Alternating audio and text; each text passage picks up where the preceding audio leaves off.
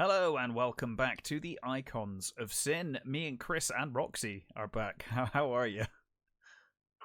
I am good. How about you? I'm doing all right. You're there with Roxy. She was misbehaving, so you brought her Yeah, upstairs. I suppose you can't hear her in the background just whining. A little bit, but that's fine. Don't mind the odd little cute dog noises. It's all right. Dude, it's been ages. How's it going? Yeah, all right. It's been a while because obviously I was ill for like over a month. Yeah, man. Well, it sucks, but there's a lot of it going around, and you're feeling better now. So we're back to it. Hopefully we can get back. I know we said this last time. Hopefully we can get back to a regular cycle, and also get on with our live streams, which we have been planning forever.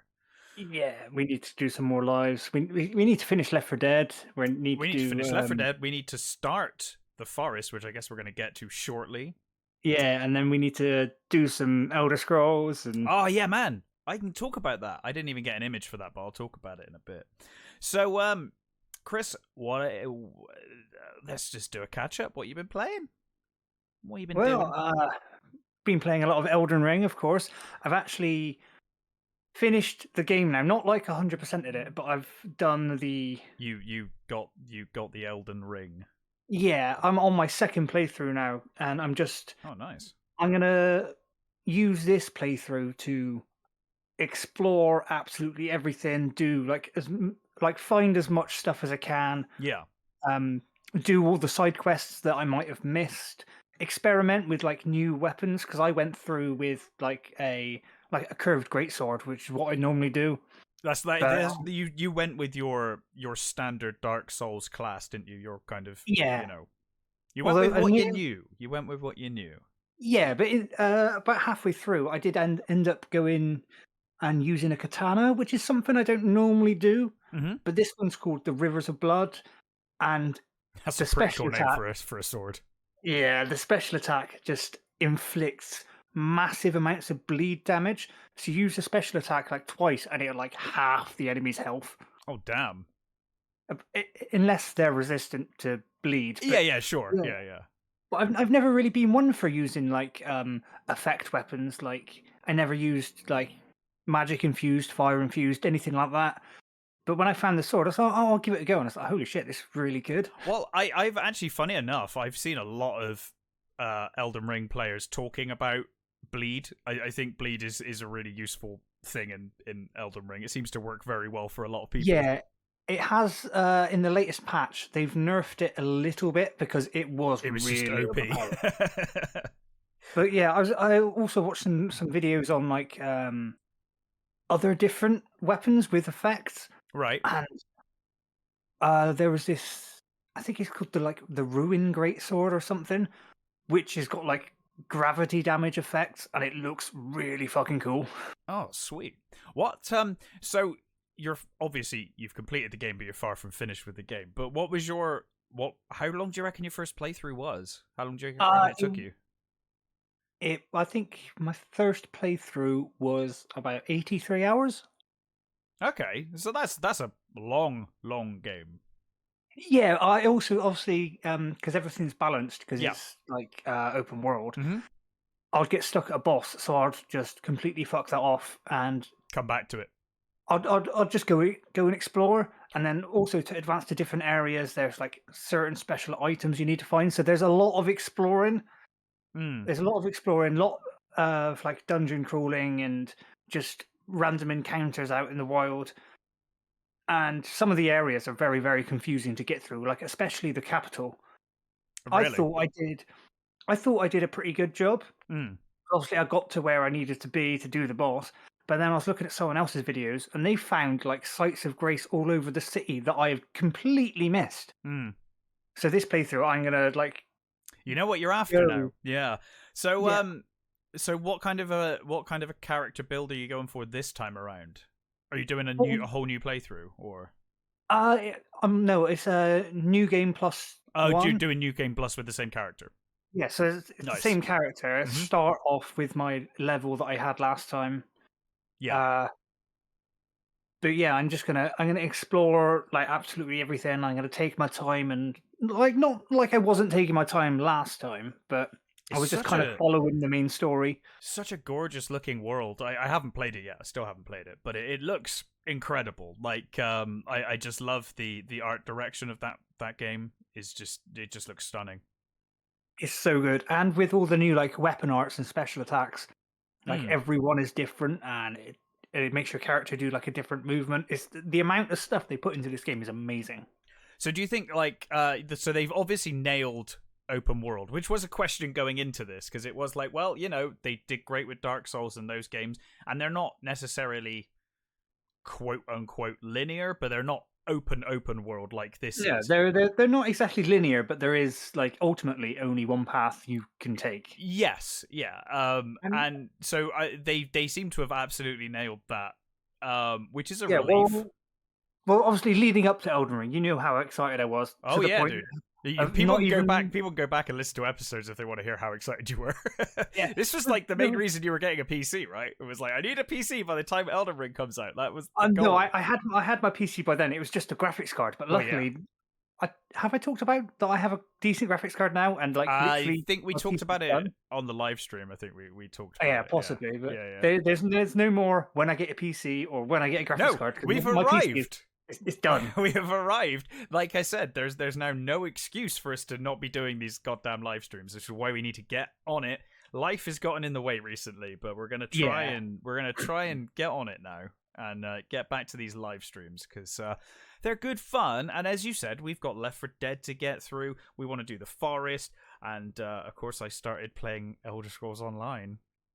So you know, things to do.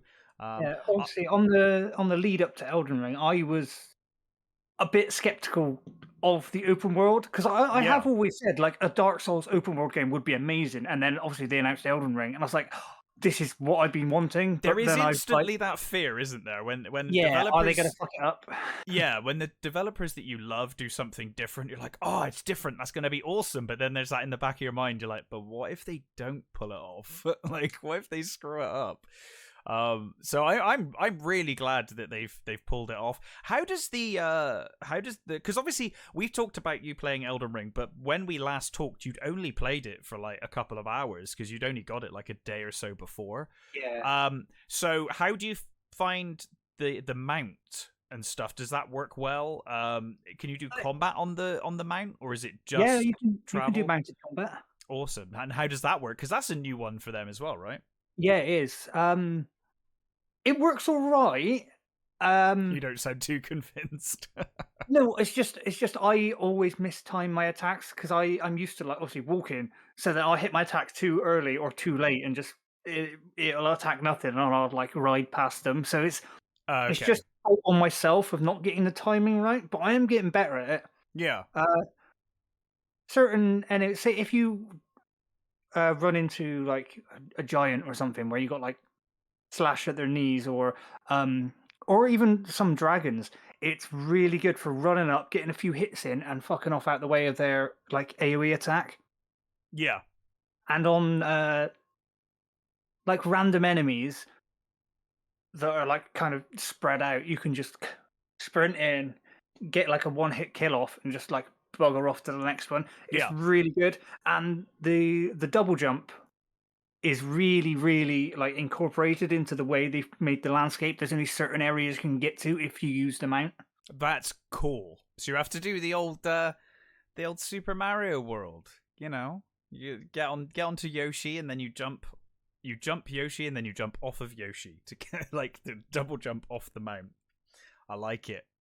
Yeah, just in every aspect of the game, they've absolutely fucking nailed it. They've thought it through. I mean, it was quite a long development cycle, right? So, you know, it was a long time. They took their time to get it right.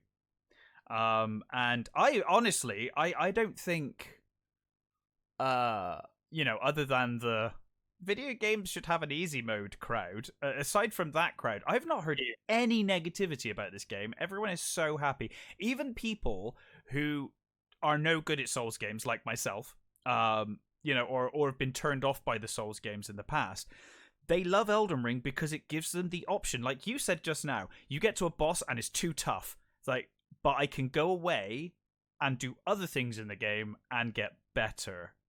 I don't have to fight this boss right now. I can go somewhere else. Yeah, And I that's think, where it differs from the Souls games. Because yeah, when you get to in a certain point in the Souls games, you have to beat this boss to go further. And yeah, you can go back and grind, but if you've already beat those enemies, they're not going to give you enough souls to level up. no, but it lets you practice. It lets you get, maybe better at your parrying and all that good stuff. Yeah, in Elden Ring, literally, the only complaints I've heard is obviously the people have seen the hype for the game. They think it looks amazing. They've never played a Souls game, and they're like, "Well, this is too difficult. This is bullshit." That's the only complaints I've had. That's it. And I mean, I think it at this point, you should probably know.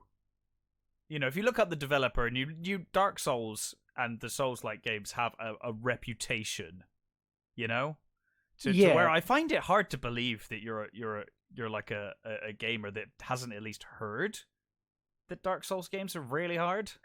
There's one person complaining in one of the Twitch groups I'm in. Yeah, that you're just saying, "Oh, it's too hard. There's no like difficulty settings." And I was like, "You do know it's made by the people who made Dark Souls." And you're like, "Oh no, I didn't know that. That makes sense." Well, now. I guess maybe if they didn't know that, that's well, It's not always as like I didn't know about Dark Souls. Like when it originally came out, I only found out really about Dark Souls when it came out on the PS4. So there was a couple of years where I had no idea about Dark Souls. Yeah, but it's like they're. I think a lot of people have got into it because it was so hyped, not knowing the developer, not knowing the previous game. Yeah. So they've jumped into this big new release that everyone's hyped about, and they're like, "This is fucking hard. What is this?" And it's like, well, see, I've not jumped into it for the reason that I'm not a big Dark Souls gamer. I'm not very good at those kind of games, and I will get it, but I'm just going to wait for it to come down in price because for me, like, I'm not sure if it's for me. So I'll give it a go when it comes down in price. I'm not going to pay full whack for a game when I'm like, I don't know.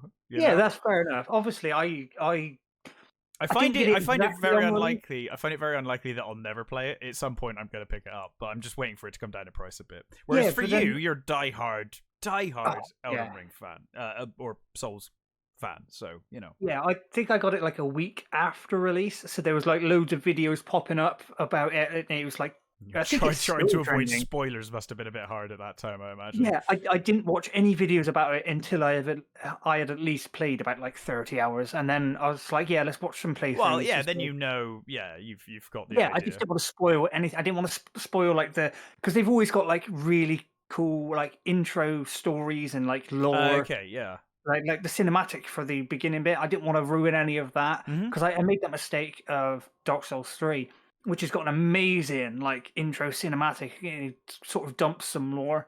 I fucked that up by watching a playthrough and it went through all the lore and stuff. And then when I got to experience it myself for the first time, I was like, "Oh, I've seen this. I should have waited."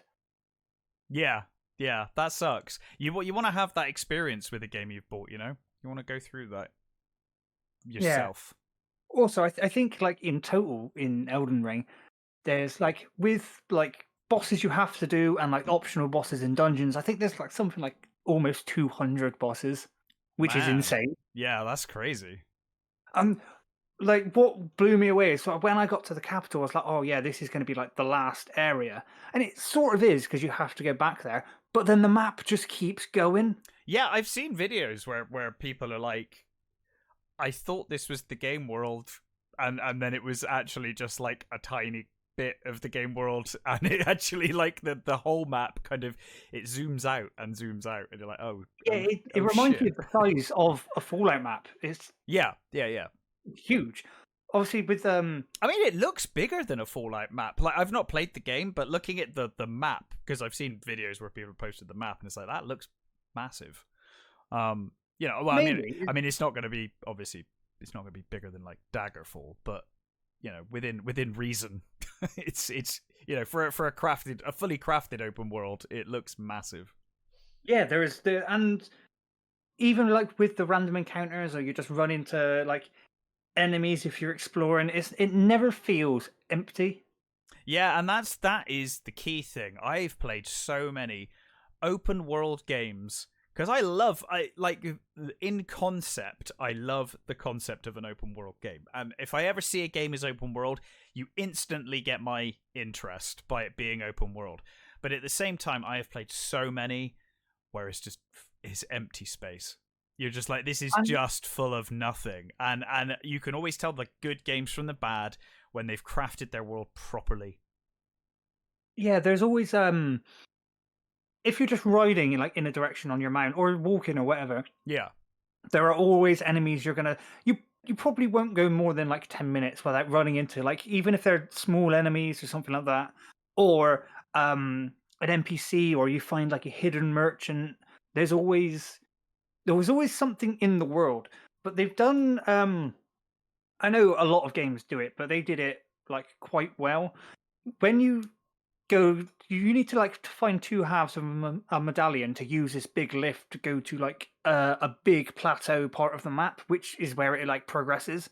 Yeah, but they've made it so you can't just run into the end area, but there is when you're doing following the storyline, it sends you to two places, and when you're at the right level, or that's how I did it. I mean, you could probably go there earlier, but when you find these two halves, and then you're oh, and then you can progress and then into the harder area. So it's still open world, and you could speedrun it, I guess, and go get the two bits and go into the harder bits. People will. The speedrunning community is going to have so much fun with this game. But the way they've kind of you need to find two things before you can go to the next half of the map. And basically saying, if you don't have them, you're probably not fucking ready.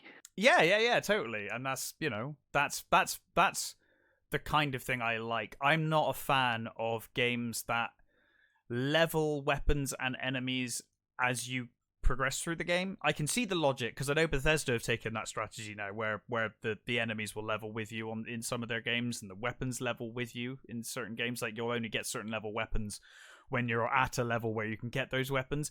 Personally, I can see the logic in it, but personally, I prefer it when the world is the world, and if I choose to go into an area that's too tough for me, I can do it at my own risk. It's risk and reward. It goes back to the old arcade days, That's kind of what they do. Obviously, there are harder areas, and there's it kind of progresses with the map. From your starting point, so you know if you're going way off, that you're probably going into something way too tough. Yeah, kind of like a radius from where you start easy, goes out in a circle and gets progressively harder. That's cool. That's really cool. What else was it? But when you said with weapon leveling, yes, obviously all the Souls games, you can upgrade your weapons. Yeah, but they also scale in damage with a certain attribute, like strength, intelligence, faith. Yeah, but that's standard. The more you level that up, the more damage your weapon will do, but it won't change the base damage. That's the thing, and that makes perfect sense. Obviously, your strength is gonna, or your dexterity is going to improve weaponry, but the actual base weapon itself is what it is, and you can go find that weapon at the start of the game. That's what I like. Yeah, I think mine's called the great sword I used the most. It's Bloodhound's Fang or something. You get it from an optional boss, but it's this curved colossal greatsword, because they're not called ultra greatswords anymore. They're colossal greatswords. Curved. Yeah. It looks like a giant saber. like a giant scimitar, basically. Oh, nice. And I think the base damage on that, because I've got it up to +9. I think the base damage is 300 and something. But when I hit and connect, I'm doing something 1,200 damage or something like that. Right. But then the katana I'm using, the Rivers of Blood, because that does physical damage and fire damage, but also has a bleed effect.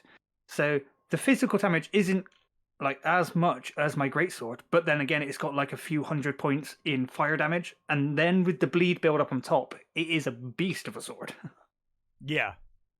Oh, that's really cool, man. So I don't do as much per hit, but when the bleed goes off or the fire goes off, just a massive chunk of the enemy's health just disappears. Yeah. No, that's cool, man. That sounds awesome. I am going to get into it. I am eventually. Yeah. Well, if you do when you do play it, remember that I could put down a summon sign and you can summon me into your world. And this time, it's not only for boss fights. Literally, we can run around the world together. Yeah, well, and that's awesome. That's good fun. Yeah. In the rest of the Souls games, it was only really for boss fights. But if you want to do like cooperative, you can put a summon sign down anywhere, and I can come in your world, and I literally do anything in your world until like you die or I die, then I get sent back to my world. So like co-op play is a thing now, which is great. Yeah. It's it's definitely a game I'm going to check out. Like I said, I'm just going to wait for it to come down in price because I'm not sure it's going to be my kind of game. So if I'm going to spend money on it, I'll wait for it to be in a sale. Yeah, that's fair enough. I mean, how much is it still now? It's probably still about 50 quid. I think if I did like G2A or something, I could probably get it for about 45, but it's still a lot of money, Yeah, I'm just going to have a look. Go have a look. But yeah, I will definitely be picking it up at some point. I look forward to it. I've like I said, I've really heard nothing but positive about it. Yeah, so. Still $49.99. Yeah. But I'm sure it's worth it. I'm sure it's worth it if you're a Souls fan. I was curious, how do the NPCs work in the game? Because obviously now it's open world. I'm assuming you've got a few more quests and things to do. Yeah, there are. You can run into like random NPCs and like merchants. There's loads of merchants all over that sell like specific things. Right. It's not just like Dark Souls where there's like pretty much like one or maybe two merchants. Yeah. There's got to be at least like 20, 30 merchants scattered about the world. But there is NPCs that you run into and they'll give you like a quest. And then one of them is this girl wants you to go to a castle and find her father because the castle's been overrun. You get there, you fight your way through the castle, and I don't know if I fucked up the quest or if this is part of the quest. Right. But when I talked to him and gave him the letter, I went back to the woman. Yeah. And she was dead. And obviously the father was there, like in mourning, and I was like, "Is this part of it? Is there more to the quest? I don't know." But the father didn't give me like any clues.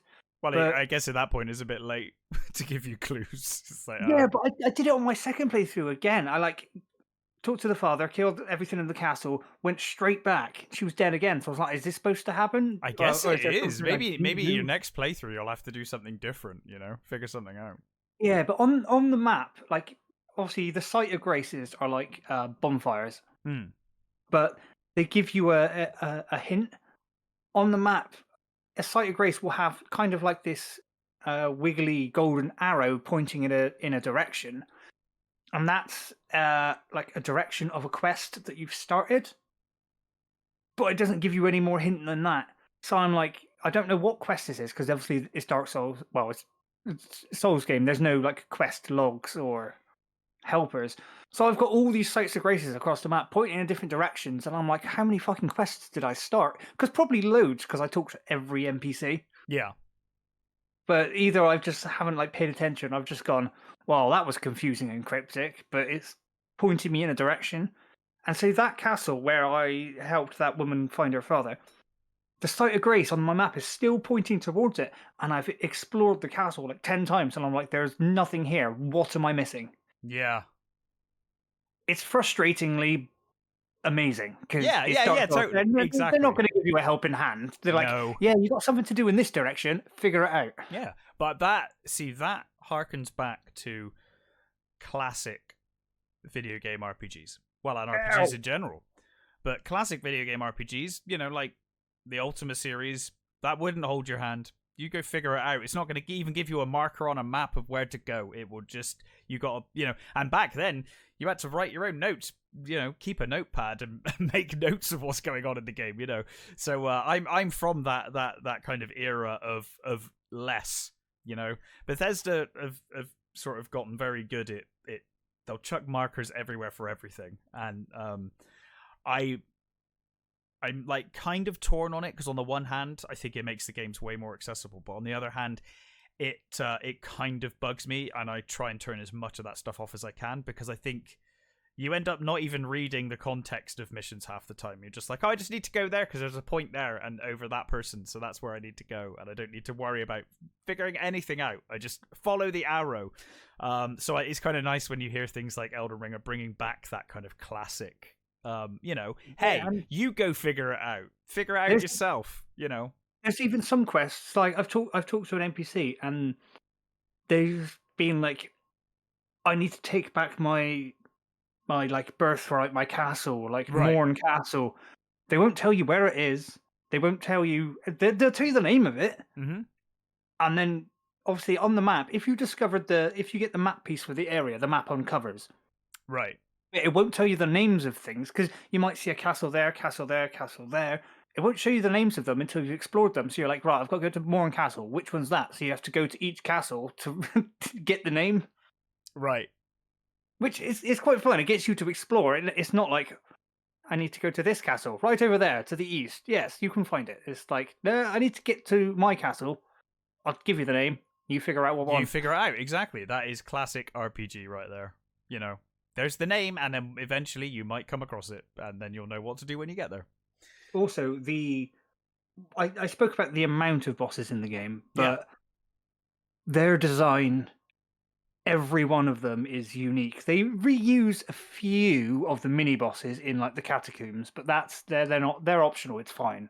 Yeah, so like in terms of the main bosses of the game, they're all pretty unique, and they're all different. They've all got their lore. They are all interconnected. The storyline like absolutely dwarfs any of the other Souls games' storyline and lore. There's just so much. They're all like sort of related, and they all want to like get all the pieces of the Elden Ring to become like master, but they don't want to give up their own, and they don't want to try and challenge another one and potentially lose theirs. So it's all, there's a lot of lore, and I am definitely there for it. I love it. Nice. Hopefully they'll bring out some books and stuff, that'd be cool. Expand the lore a little. It's just all the different areas, mate, and the art style. It's you're never looking at something that isn't absolutely beautiful. Oh, that's so cool, man. I love it. Sounds awesome. Would like sorry. No, go for it. No, I would like a DLC, but I don't know how they would implement that within the storyline of the game. I don't think it could make sense. The FromSoft, do they tend to do DLC? Is that their thing? All three games have had DLCs. Oh, well, I'm sure it'll come then, Yeah, maybe, but I don't know how they would implement it within the storyline. You do the old Elder Scrolls thing, and it would be like, hey, there's an island. There's stuff going on the island. Go to the island. Maybe like Dark Souls 3, I think had like 2 or 3 DLCs. Nice. And one of them, the Ringed City, it's an impossibly hard DLC, but it's so satisfying when you do it. I still haven't actually beat the boss in the Ringed City DLC. Well, there you go. That's a future live stream. Well, yeah, I still need to get and restart playing all the Dark Souls games on PC now. And I installed Dark Souls Remastered, and then a few days later I got Elden Ring, so I haven't even loaded it up. Well, that's understandable, but they were on sale, and you'll come back to them, and it's a fun live stream in the future, maybe. Yeah, well, I do want to get back into streaming more on Twitch now. Now that I kind of like got myself settled back in Bristol, because I used to stream all the time back in Evesham. You did indeed. I've kind of got myself settled, but I might be potentially moving house in the next few months. Yeah, so you were saying that to me offline. I guess you're maybe going to wait until then before you commit to a schedule. If hopefully, fingers crossed, this move goes through, because that'd be good. I'll be living with two of my good friends. Yeah. And then kind of like less distraction. I've got more space. I can start streaming again, because I don't know. In my family house, I kind of feel a bit weird streaming, because they're like walk past, look at me, going, "What the fuck are you doing? Who are you chatting to?" It's like, yeah. I think obviously I live with a friend, and I think he's very used to me seemingly talking to myself every day. It's just like I'm always doing a podcast or something. So Yeah, and I'm going to get back to recording videos again soon. It's just when I was ill, I'd play Elden Ring to pass the time, but I didn't feel like trying like narrate it and talk. Yeah. So I've put like I think 130 hours into my off video character, Right. and my like on video character's only got about like 13 hours. Nice. So yeah, now that I'm not ill, I'm still trying to get myself back together because obviously that much time off work, your bills pile up because you're not getting any money. Well, of course, yeah, it's a nightmare. Yeah, so I'm pretty much back on top of that now. So that's good, man. That's good to hear. Yes, and not really stressing about much now. So gonna start. I'm actually planning to do some more Elden Ring videos this week. Awesome. Well, you can expect some Elden Ring from Chris soon. Yeah. Obviously, Chon Games on YouTube. And Chon Games on Twitch as well, or is it CG_pirate on Twitch? I can't remember. It's CG Pirate on Twitch, but the CG does stand for Chon Games. Yeah. But I mean, like, if people were looking for you. Yeah, it's Twitch. CG_pirate. Cool. Well, I have been playing. I was gonna say, we've been talking about Elden Ring for about like. Oh no, that was. Now, what have you been playing? Dude, that was honestly my plan for this episode, because I know last time we only touched on Elden Ring briefly because you hadn't played enough, and I was like, I knew this was going to be the episode where we talk about Elden Ring, so it's a proper Elden Ring episode. I've been playing a few things. I've been playing a game called Prodeus, from I think it's a company called Humble Games. Playing that. Good fun for the most part. It's another retro FPS style game, which is fine. I was tempted to do an Icons review on it, and I may still do an Icons review on it. I haven't quite decided yet, and the main reason, well, a couple of reasons, is one, I've done two retro FPSs now in a row, and I feel like I don't want to necessarily be that person that only does retro FPS, new retro style FPS games. And the other one is Proteus is a fantastic game in terms of its gameplay elements, the animation, all of the guns are awesome to use. The enemies look great. The AI is pretty good for the most part. It's a tough game, which I like. I've been playing it through on hard, and it's been a challenge in places.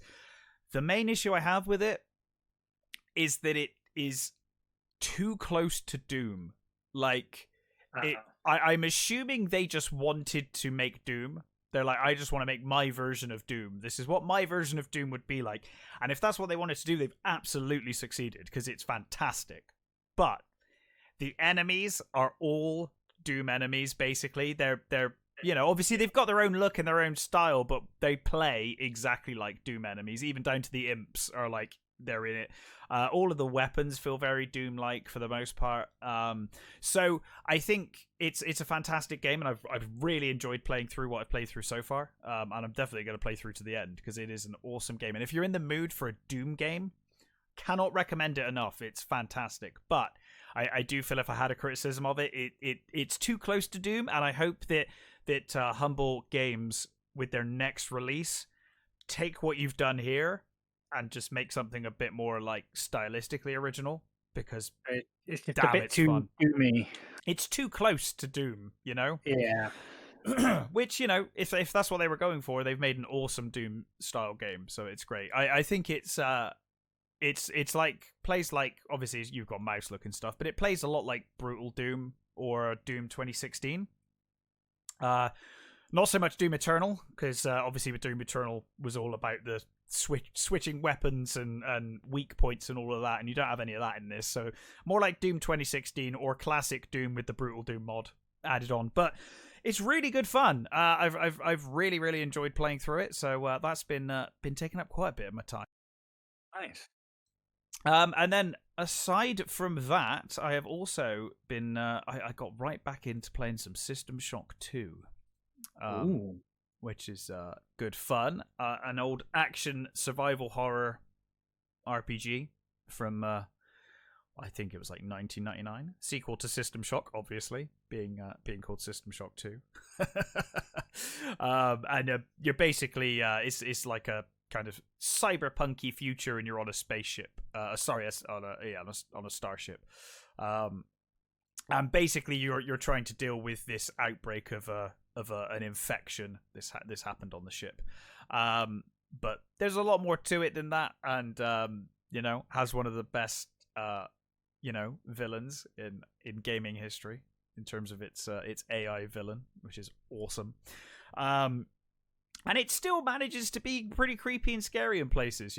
It's one of those older games, but it still manages it. As much as I love System Shock 1, and I know there's a remake of System Shock coming soon, I'm very excited about that. But for me, System Shock 2, I think it's got an edge over System Shock 1. Especially these days, it's a lot easier to play System Shock 2.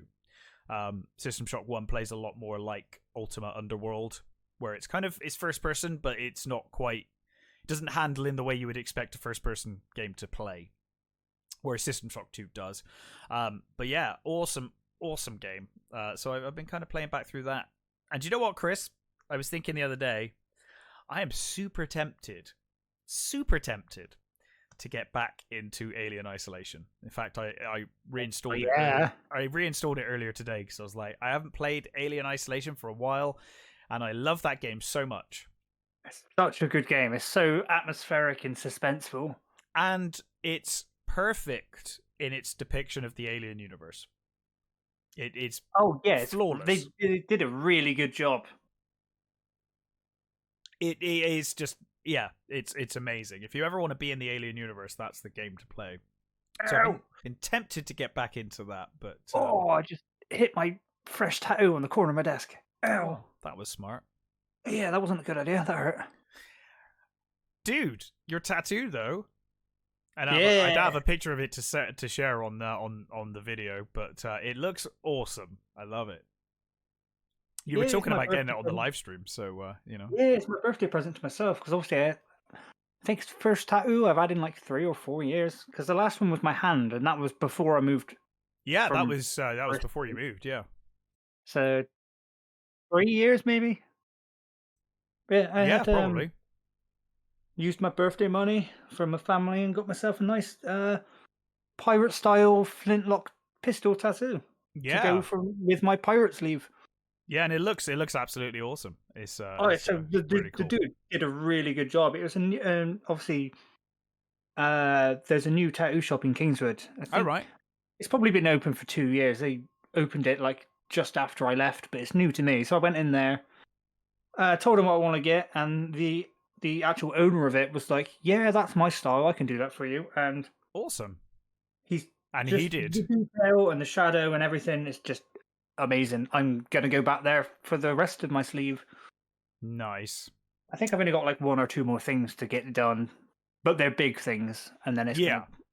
I'm getting a nice big kraken with tentacles going everywhere. Probably gonna get like a decrepit treasure chest and stuff, but.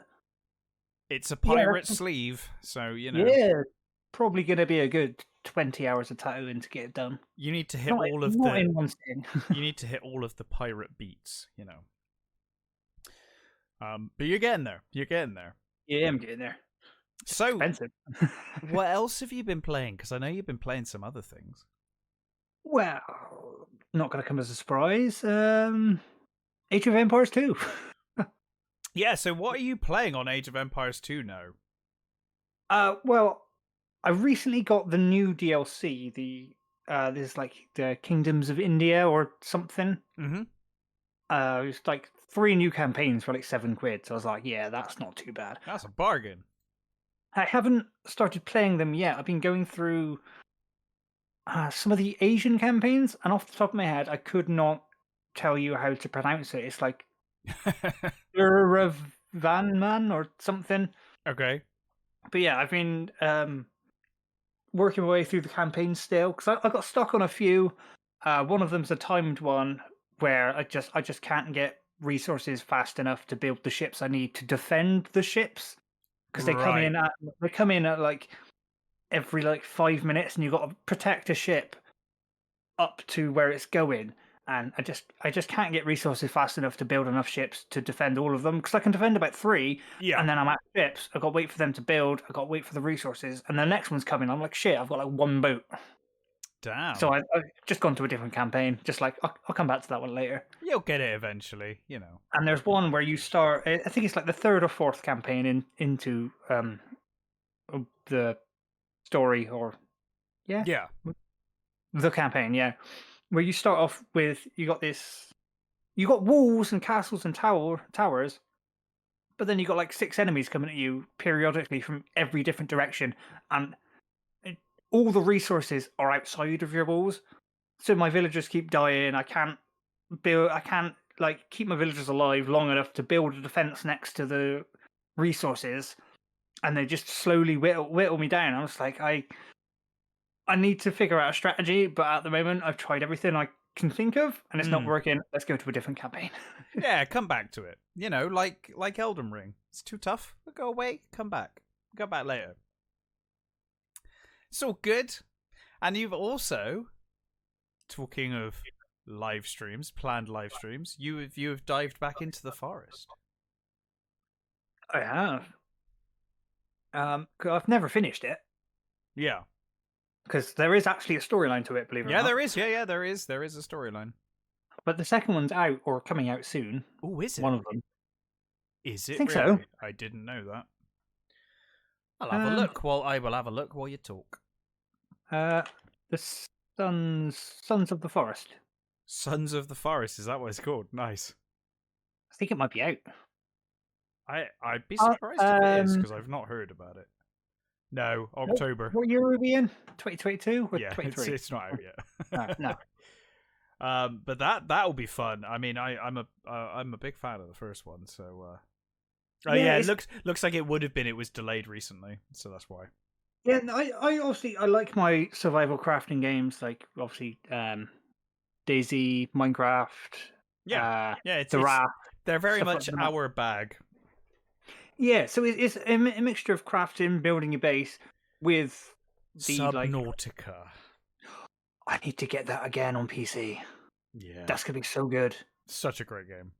Because I did figure out that my game on PS4 was bugged. Oh no, really? What was wrong with it? Well, I think I did talk to you about it, like when I don't remember. we did our Subnautica episode. I could find one alien base, but the rest just yes, weren't there. You did say about that. They just didn't exist, did they? And you got so far in, you were like, ugh. I even made a new world and put it on like the creative mode and went around everywhere, and they just weren't there. Yeah, that is a problem for progression. Yeah, no, I spent hours going through the entire map on like creative mode, so I didn't have to worry about oxygen or anything. Literally scoured the entire map. They were not there. Damn, dude. And of course now you got the standalone expansion as well, right? The I don't know, icy world. I don't know what it's called. That's Horizon, isn't it? Yeah. I don't know what it's called, but there's a Below Zero. Below Zero, thank you. There you go. So yeah, that's cool. You should definitely get hold of that one when you can. But yeah, but the forest just the like horror and survival element is so good, and there's amazing. Actually got a storyline for it once, because most of the survival games are just sort of survive. Yeah, well, I mean, that is kind of the point of most survival games. I mean, Minecraft was originally that, and then they've added a boss now, haven't they? So there is an end to the game in theory, but yeah, most survival games, you're right. Subnautica was another one that had a story, and you can complete the game. I would have liked to finish it, but obviously I physically couldn't. Well, you will one day. I will now. You know, I checked. It's both of them. Both the Subnautica games are like 25 quid. So maybe next week. Whoa. Maybe next week I'll buy one. Yeah, maybe. But yeah, so I love the forest. I think the forest is really, really creepy, and I think it levels really well with you. You know, in terms of the way things ramp up. Yeah, I know you fell for that because you didn't realize, did you, when you were playing? Yes, one of the lovely subscribers, or I think it might have been a Twitch follower, I'm not sure, said about the forest, and obviously I'd never heard about it, and they were like, just don't watch anything, just play it. Go into it blind. And I was like, okay, well, and I was like, oh, survival game, I love these, and had nothing, like no trouble for the first few nights, and then like the third night, I was like, I saw something move. What the fuck's that? And then got swarmed. I was like, okay, this is a horror game as well. And I'm not good with horror games. No. I love them, but I'm not good with them. Yeah. I've seen your Twitch playthroughs of Outlast. Outlast, yeah. Rage quit that game because I had no idea where I was. That was Outlast 2, wasn't it? You were just like, what? Where the hell am I going? There was no path. It was funny to watch, though. I do want to. I know it's kind of like old now and not trending or whatever, but Five Nights at Freddy's, that just looks creepy as fuck. Do you know? I feel like we're due a resurgence of Five Nights. So I might give that a go because it's the jump scares that get me. Like if I can see something or if I know something's following me, I can kind of deal with that. It's just when it fucking just jumps out at you and you have no idea. That's what gets me, and that's what got me with Outlast. Just you're walking down and then bam, there's an enemy and you're getting thrown off a balcony. I was like, well, okay, I didn't see that one coming. Oops. Ah, nice. So I think if I try Five Nights at Freddy's, I might have to put an audio warning at the beginning, going there will be some screaming. This will get loud. If you're wearing headphones, don't. So how far have you gotten in the forest on this playthrough? Not very far. I've only really played it for a few hours. I played with my friend Oz. We got a little base going. Started to put some walls up, but we've explored like one or two caves, but nothing much. So not very far. I'll have to join you soon. I have to come and join you in the forest. Yeah, that'd be good. Such a good game. So yeah, I'm well up for the forest. I think it's a really good game. I didn't even know there was a sequel on the way, so now I'm excited for that. That'll be really fun. New Lego Star Wars game that I'm excited for. That's out now, isn't it? The new Lego Star Wars. Yeah, it's been out for a couple of weeks, I think. What was it called? I think I want to say it's called Lego Star Wars Saga, but I might have just pulled that out of my ass. Well, according to my Steam search, it does not exist. It is, because I've seen people playing it. Yeah, no, but the Skywalker Saga, I believe it's called. Yeah, see, I typed in Lego Star Wars, and it literally come up with 0 results match your search. Yeah, it came out on the 5th of April. Oh, there we go. I didn't put the registered R fucking thing on it. So yeah, that's been out a couple of weeks now, but obviously you've been busy with the old Elden Ring anyway. So yeah, being ill and Elden Ring. Yeah, but yeah, that is out now. So I don't know what it's like, but I'm sure it'll be fun. Well, I just noticed I've got the Lego Star Wars. I've got the first. You got them all on a Steam sale, didn't you? I thought. Yeah, I've got the Lego Star Wars, the complete saga, which is the original 3 and the 3 prequels. Mm-hmm. Is the Skywalker Saga the other ones? Skywalker Saga is a remake of the original games, and also it's got the sequels. Ah, right. Yeah. Okay, well, I haven't seen the only sequel I've seen. I've seen Rogue One and The Force Awakens. That's it. Yeah, but I mean, like, I think for you, I mean, you love those games anyway. So regardless of the movies, because most of the sequels are shit. Yeah, I'd still want to watch all the sequels before I get it, though, just so I actually have an understanding of what's going on. But I mean, bear in mind you have got a remade version of all of the original games anyway, so you'll be busy for a while. Even if you didn't play the sequels, there's a lot. Yeah, Lego Star Wars is just something you can just put on. You don't have to particularly be good at gaming. You just have a bit of a laugh. Yeah, and I know they have changed things up a bit as well, so it might be quite interesting for someone that's played the originals a lot. Certain levels are a bit different, and things are a bit different. But it looks fun. It looks very nice, because they've obviously better graphics and stuff now. So, well, how good a graphics can you have for Lego? Pretty good. I mean, if you start getting into lighting and making things look like it's actual pieces of Lego, I suppose so. Yeah. They've done a pretty good job. It does look pretty fun. And it's got that, obviously that trademark Lego humor that we know and love.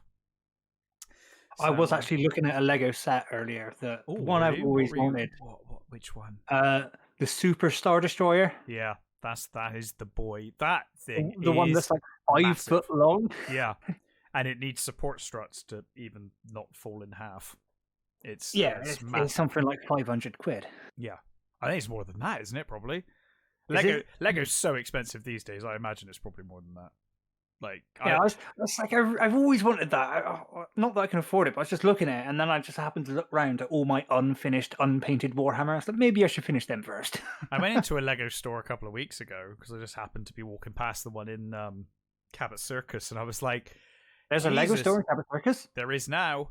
I need to go there. And it's just like, this is all cool, but the prices are stupid. Like, I cannot justify the kind of prices that they're looking for. Plus, I don't have room to build any Lego. I've got enough. I've got too much stuff. Can't do it.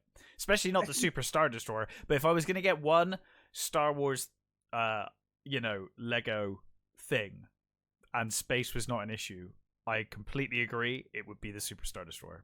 100%. It's just beautiful. It's amazing. It's so cool. I've been looking at Warhammer as well, and obviously I've yeah, but you're huge into Warhammer, right? Yeah, my most recent one is a Chaos Helldrake, which is kind of like a demon dragon thing. It's half painted. It's just on my windowsill, sitting at me at the moment. It's been sat there so long that the cup of water I had to wash my brushes has completely evaporated. Okay. Yeah, so it's been a while. Yeah, I just don't have the room. This is why when I move and I can get you can get back into these things once you got your space. When I get like another desk to like kind of turn 2 desks into like a corner desk where I can have more things, because at the moment, because I have 2 monitors as well now. One that I picked up one for like 20 quid at Cash Converters. It's shit, but all it needs to have is Streamlabs on it. The one I'm actually gaming is quite good. Yeah, absolutely. I've got like absolutely no room on my desk, so I can't even move stuff to put Warhammer on to paint because there's just no room to put the stuff that's in the way. Yeah, that makes sense. But eventually you'll get the space, and then you can get back into the Warhammer. Have you ever played any of the Warhammer games? There's quite a few of them out there. Vermintide 2, I had that one. Oh, that looks great. I was really tempted to pick that up. That's like the co-op Warhammer classic. Yeah, it's kind of like Warhammer Skyrim. Yes. I had it on my PS4, but I had an odd-sized TV, so the picture was too big and like cut out all the like, when you have in the bottom like the quick select things. Yeah, so the aspect ratio was off and you lost. Yeah, I couldn't change it, so I couldn't play the game because I didn't know like what button to press, where all my potions and stuff were. Yeah. And everything was just like too close. Mm-hmm. But I couldn't change it on the game. There was no option. And that was on my PS4, and my PS4 does not even power on. So no. Yeah, you should get into the old Dawn of War games and the real time strategy. Yeah, I was looking at the Warhammer Total War. Oh yeah, well if you want traditional, yeah, that looks great. I've actually got one of those now, because they gave it away on Epic a couple of weeks ago. I haven't tried it yet. I get in to check my Epic Game Store. Oh, I check it every week just to add games, even if they're games I'm probably never going to play. I just add them so that they're there just in case I'm bored one day and I'm like, I might just play that. I'm like, well, if Epic are going to give them away, I'll just accept them constantly. I don't have to install them; they can just sit there. And if I'm ever bored, I just scroll through Epic free games, and I'm like, what have I got in my library that I've never played? So yeah, the first Warhammer Total War is one of those games. It's in that list. So eventually I'll get around to it. But those look great. I mean, I've always been a big fan of the Total War series. My main issue with Total War is not even an issue. It's a personal problem. Is that I don't have enough time in my life to dedicate to Total War. I always remember Rome was where I stopped. Yeah, I think Rome 2, and I got to the point. I know, you can automate all of your cities. I know you can do that, but I don't like doing that. I like to do it myself. But it got to a point with Rome or Rome 2, it might have been Rome 2, where it literally took me an hour to do one turn because I was micromanaging everything, and it got so much that I was like, do you know what? I just don't have time in my life for this game anymore. I just can't do it. So this is why I love Age of Empires so much. Yes, so Age of Empires is way more stripped down. You can just do the game. You you build, you go, and that it's way easier. You don't have to worry about, your citizens and how they're feeling and like taxes and shit. Yeah, and the campaign I'm on now, Age of Empires. Your villagers aren't going to rebel or anything. No, you're all right. But the campaign I'm on is you got there's 3 different enemies you need to take out, but they've all got like multiple small settlements. And to take over that settlement, you need to destroy the castle, the town center, or the like tower they got. Okay. And then that settlement becomes yours. Huh.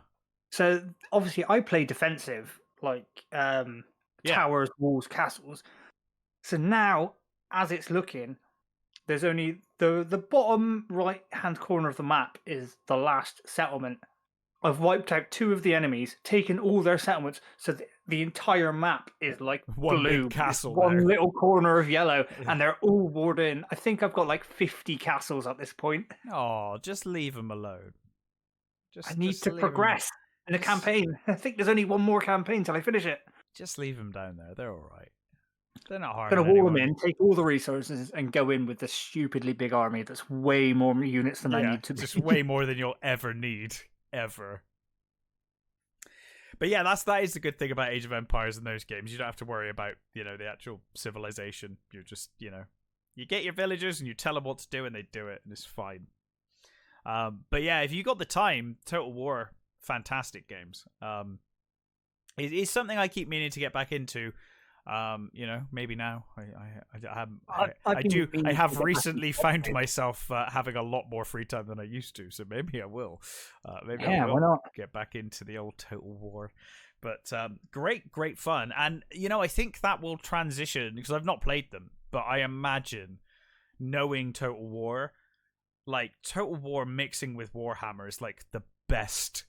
Like, that's the best mashup ever. I think that's going to be so cool. Because I always used to think that. I always used to think when I used to play Rome and stuff, I was like, I love this historical stuff, but I'd love it if they got a license like Lord of the Rings or, or D&D, like D&D Total War. It'd be amazing. And I'm so glad that they've got a license like Warhammer. So, that's so cool. Or in Lord of the Rings, they have their own kind of, it's sort of Age of Empire-esque game. Yeah, they do, but it's not Total War, because Total War is a very different like breed of game, and I've always thought, if they could do that, that'd be cool. Yeah, what were those called? Battle for Middle Earth? That's it.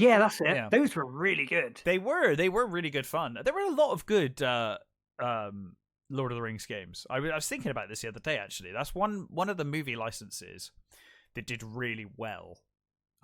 There were a couple of obviously there were some very good games based on the books rather than the movies as well back in the day, the old text adventures with the Hobbit and the Lord of the Rings. I used to enjoy those on the C64, but and there was a strategy game that came out that was not based on the movies, and it kind of came out around the time of the movies. I think this company obviously still had the license, and they're like, hey, we're going to make a game, and that was quite fun. But yeah, the actual movie licensed games were actually pretty good. And I really enjoyed those Battle for Middle Earth games. I thought they were great. I can remember fond memories of me and my siblings playing co-op on the PS2, the Return of the King game. Yeah, see, that was fun. They're button mashers, but if you've got like couch co-op, they're great fun. Yeah, button mashers aren't always bad. No, not at all. Especially when it's like couch co-op and you got your mate there, and you're just like, yeah, let's just smash through this game.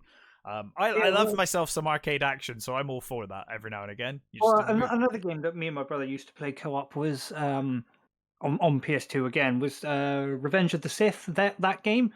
Yes, that's a very similar game actually. That's very similar. We used to get up early before school, like an hour earlier than we normally got woken up, to go downstairs and play some versus me against him on Revenge of the Sith, because we both leveled up different characters and got the different skills, and we'd just be like battling each other, and then we're like, oh no, we got to go to school now. yeah. Oh man. Now those were good as well. Actually, they weren't bad. I do want to try and play. What's that Star Wars game? The new one. Newish one. Jedi Fallen Order? Fallen Order. That's it. It's a good I do game. want to try and play that on. I want to get it on PC and try do that again. It's really good fun. Yeah, but when obviously Aaron sent it to me, Mm-hmm. and he sent it to me as like my PlayStation was in its decline, shall we say? Yes. It would just constantly crash, constantly lag, and I never actually got to enjoy the game. Mm-hmm. Yeah. I don't know why I actually still have my PS4 under my bed. It doesn't work. It will not power on. I've sent it to a friend, and he can't fix it. So I don't know why I still have it. I should just throw it away. Well, I mean, you might be able to get it fixed if you went to an actual shop, but it depends on the cost as to whether it's worth doing, you know? I don't think it is. Not now that I got a PC. Yeah. I don't think it's worth it. No, I mean, you might be able to sell it on eBay if you make it clear that it's broken. Someone will probably fix it up. And Repairs or repairs. Yeah. Yeah, a bit of cash, if nothing else. It's better than just throwing it out, you know? Yeah, maybe. But, yeah, man. I mean, you got a lot of use out of that PS4. It's I had it since release day. Yeah. So it lasted a long time. Yeah. But yeah, man. Yeah. Well, this has been fun. It's been nice to be back. Oh. What? You know that game I was beta testing for, Synced Off World? Yes, I do remember that game. I've just been invited for another testing. Ooh, what is it now? I don't know, because it's still not released. Just I guess maybe it's just literally just popped up. Where, dude, you can actually play it now with proper graphics. Yeah, and stuff too. Yeah, like you were part of the beta testing, and we appreciated your input. Would you be interested in joining another test group? Now that we have fixed some bugs and patched the game. Nice. Yes. Yeah, that's cool, man. Because especially now with your new rig, you can actually play it properly. So yeah, I mean it was amazing even on the shitty graphics. Yeah. Oh, cool, man. Yeah, we'll be testing again. Yeah. Well, just reply back to them. I guess they'll send you a key or whatever. And good stuff. Well, this has been fun. It's nice to finally be back with the icons after a little break, and hopefully we're going to get back to our fortnightly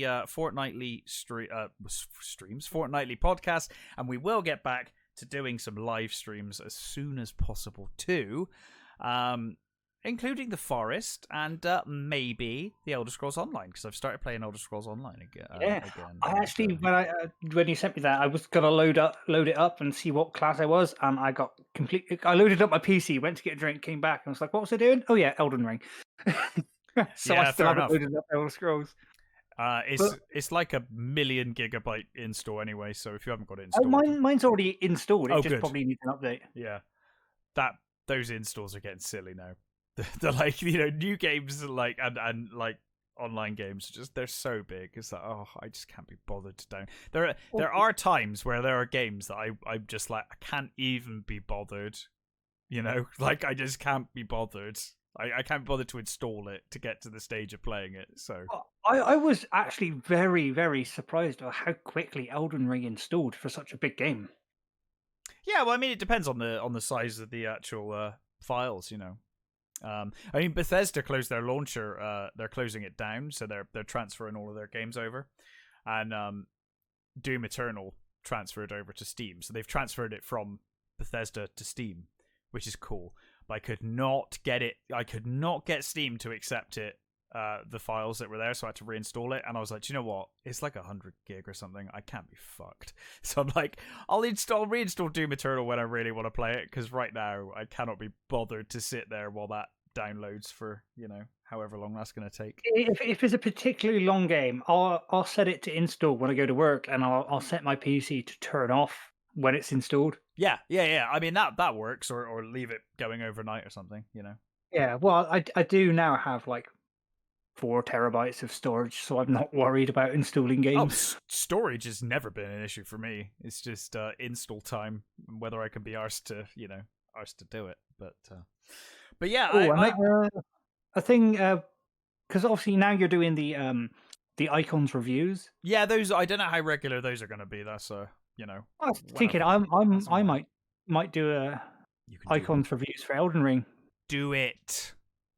Just send it to you. You can upload it. Yeah, man. If you want to do that. Yeah, I was thinking of starting game reviews for Tron games as well. But well, do it for Tron or do it for Tron or do it for us. It's up to you, my friend. Well, I think the Icons. Well, your channel has a bit more reach. You're like almost at 400 subscribers now, aren't you? I don't know. Am I? I have no idea. Probably. It's been a while. It's been around a while. But yeah, well, yeah. Obviously, with illness and that, and my lack of uploads, I've actually lost some. So. Oh no! Well, hopefully you'll get them back. Yeah, I just need to be a bit more consistent. I don't know how many subscribers I've got. I have no idea. I don't even know how you find out. Who knows? I'm looking at it right now and I cannot see how I. 314. Thank you. There you go. 209 videos. Nice. Well, yeah, it's just been around forever. Plus, like doing podcasts. At one point, we were doing like a minimum of 3 podcasts a week. So it was. It soon adds up.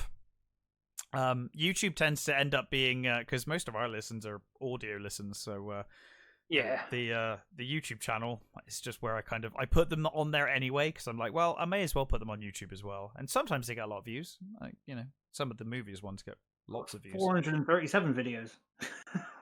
Nice. But in any case, we will return. Hopefully in 2 weeks' time, we'll get back into our schedule now, and we may have an Elden Ring review from Chris as well in the near future. But until then, stay safe, take care, and we will catch you next time. Cheers, guys. Bye.